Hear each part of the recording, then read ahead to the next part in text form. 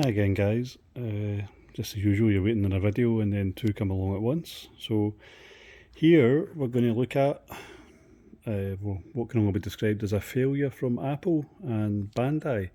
Most people kind of blame it on Apple, but Bandai were the ones mainly behind this, but some people call it the Apple Pippin or the Bandai Pippin.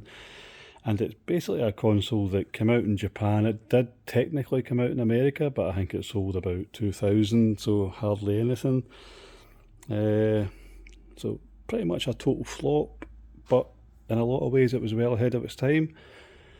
Problem is Apple forgot to get people, or Bandai forgot to get people to make games for it. So we'll have a wee look at the box. So they didn't make an awful lot of these, so they are getting harder and harder to get, even though they're not that good. So, not the most exciting thing in the world, that would be the box. Here, we've got another nice wee box that comes inside, so you've got your nice joypad there, which, believe it or not, it's actually got a trackball in the middle. One of the reasons why Apple was ahead of the time again. Also, most people kind of tend to think the Dreamcast was the first console that was ready to go on the internet out of the box, but this came with your modem, it came with the software to get online.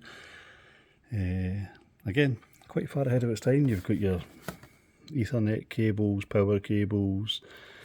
It's quite a hefty big box this. As I say, there's a wee bit of software online there. Close that over. You've got a large instruction book, enough paperwork, and here we've got the console. So let's take a wee look at it. Oh. Again, strange looking machine, but I actually quite like it. For the time it was kind of powerful, but then I think the PlayStation first one basically came out and wiped the floor with it. So you've got your multimedia play buttons there, a couple of basic ports there.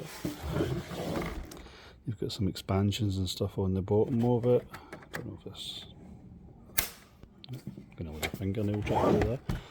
And on the back you've got various outputs. You've got VGA, composite, S-video. It's a nice looking machine. And here,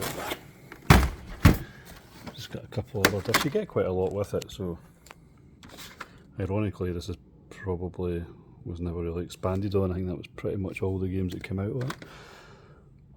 Internet kit and a word processing software, I think. So you could use, I think I did a video before with the touchscreen keyboard that came out for it.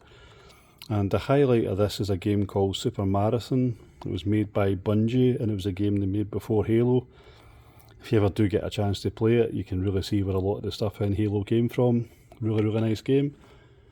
Other than that, you're kind of struggling with a lot of, well, Bandai had Gundam, Dragon Ball, but mostly kind of interactive comics and stuff like that, so nothing too exciting. But actually worth picking up just for Super Marathon alone. And there you go, a rare failure from Apple before they worked out how to print money. Thanks.